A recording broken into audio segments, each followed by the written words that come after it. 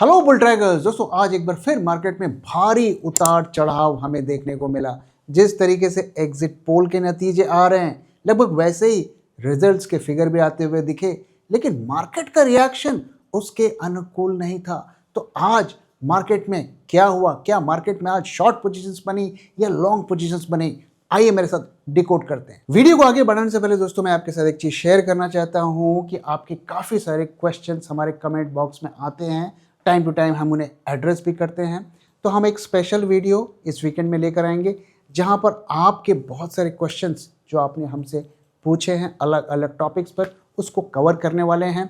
और फ्यूचर के लिए भी अगर आप हमसे कुछ पूछना चाहते हैं तो कमेंट बॉक्स पे अपने क्वेश्चंस को पोस्ट कर सकते हैं। जब भी हमें मौका मिलेगा हम उसके बारे में वीडियो बनाकर आपके साथ अपना रिस्पॉन्स शेयर करेंगे।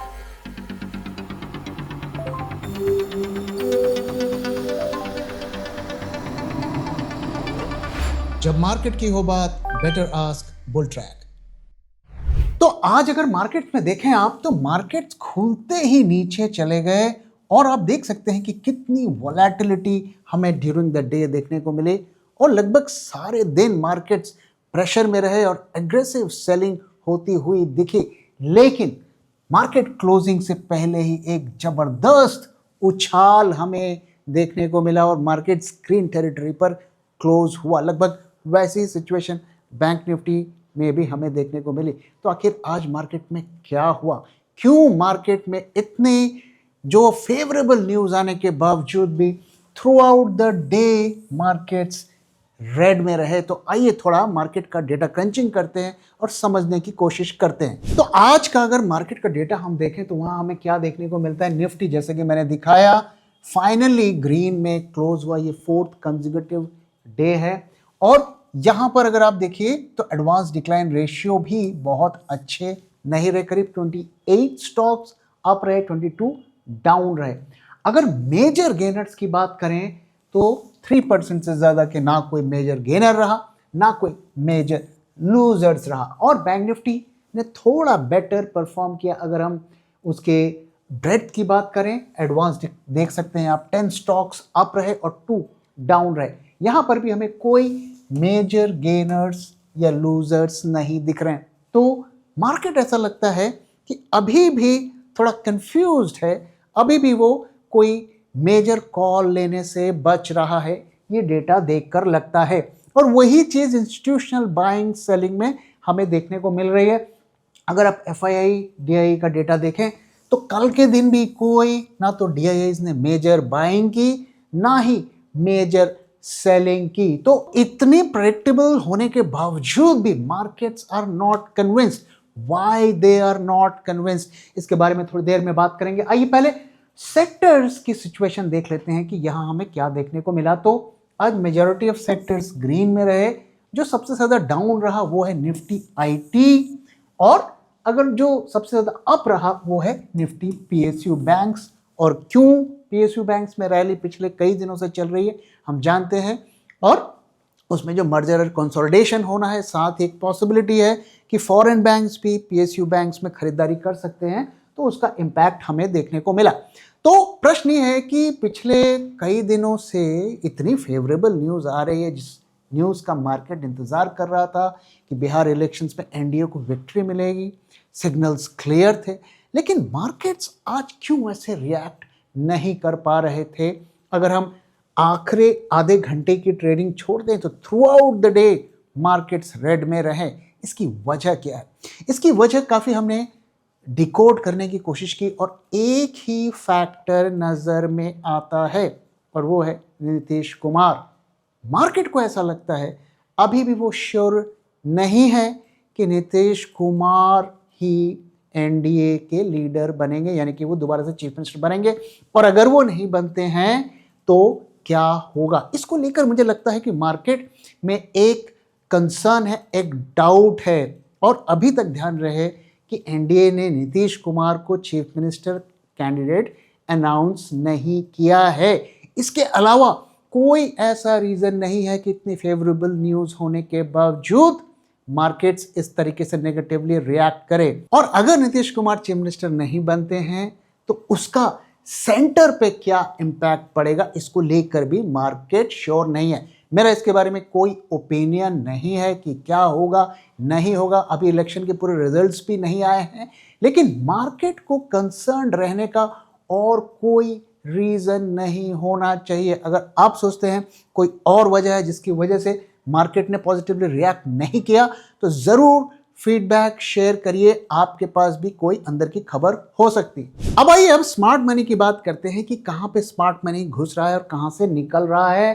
तो हमने पहले भी इन्फोसिस के बारे में आपके साथ शेयर किया था कि इसमें से ऐसा लगता है कि स्मार्ट मनी निकल रहा है, और पिछले दिनों जो रैली हमें देखने को मिली उस रैली का इस्तेमाल करके वहां से स्मार्ट मनी एग्जिट कर रहा है, और लगभग उसी का रिएक्शन आज हमें देखने को मिला। आप देख सकते हैं 2.33% डाउन है। पिछले कई दिनों से हमें ऐसे स्टॉक्स नहीं मिल रहे हैं जिसमें स्मार्ट मनी एंटर कर रहा है। एक ही हमें स्टॉक दिखा था कुछ दिन पहले और वो था ग्लेनमार्क, उसमें हल्की फुल्की रैली हमें देखने को मिली थी। दोस्तों ध्यान रहे कि ये कोई रिकमेंडेशन नहीं है, बाय सेल रिकमेंडेशन नहीं है, ये सिर्फ आपकी इंफॉर्मेशन के लिए मैं शेयर कर रहा हूं कि किस स्टॉक में स्मार्ट मनी घुस रहा है और किस में से निकल रहा है। अब आइए सेंटिमेंट ट्रैकर की बात कर लेते हैं। तो इस तरफ निफ्टी है और इस तरफ बैंक निफ्टी है। अगर हम निफ्टी की सिचुएशन देखें तो आज थोड़ी सी बुलिशनेस कमी हुई है। अगर आप कल के कंपैरिजन में देखेंगे तो हल्का मीटर हमारा जो है वहां पर बुलिशनेस कम होता हुआ दिखा है, जबकि बैंक निफ्टी अपने उसी जोन पर अटका हुआ, इसमें कोई बदलाव नहीं हो रहा है। पिछले 3-4 दिनों से हम देख रहे हैं कि सुई का कांटा एक ही जगह अटका हुआ है। तो दोनों सिचुएशन में अगर हम देखें तो यहां पर ऐसा नहीं लगता कि बहुत ज्यादा बुलिशनेस है, लेकिन इस चीज को भी हम नकार नहीं सकते कि दोनों जो अगर है न्यूट्रल जोन से हटके बुलिश जोन पर अड़े हुए हैं, लेकिन बुलिशनेस की जो स्ट्रेंथ है वो थोड़ी वीक है। हमारी तरफ से बाय सिग्नल तब आता है जब हम बुलिश टेरिटरी पर पहुंचते हैं और साथ ही हमारा डेटा भी उसको कंफर्म करता है। तो अभी फिलहाल के लिए सेंटिमेंट्स की सिचुएशन में कोई मेजर बदलाव होता हुआ नहीं दिखा है। मुझे लगता है कि मंडे के दिन मार्केट अपना वर्डिक्ट देगा कि उसे क्या करना है। ये जो आने वाले 2 दिन हैं इसमें न्यूज फ्लो काफी ज्यादा होगा और फिर मंडे को वो न्यूज मार्केट के डायरेक्शन में रिफ्लेक्ट करेगा। अब आइए आज का डेटा पॉइंट्स पे देख लेते हैं वहां हमें क्या देखने को मिलता है। आज 14 नवंबर है और निफ्टी 25,910 के ऊपर क्लोज हुआ और आज 30 पॉइंट्स का गेन हमें देखने को मिला by day and. Through out the day Nifty करीब 80 से 100 पॉइंट के लॉस में घूमता रहा और फाइनली लास्ट मोमेंट पे जाकर हमें बाउंस देखने को मिला और कॉल आईवी पुट आईवी में मार्जिनल डिप देखने को मिला है। तो ये एक बुलिश इंडिकेशन है, बट पुट कॉल रेशियो में फिर से ड्रॉप दिखने लगा है। तो ये कंसर्निंग है क्योंकि रिकवरी में भी ये रिकवर नहीं हुआ।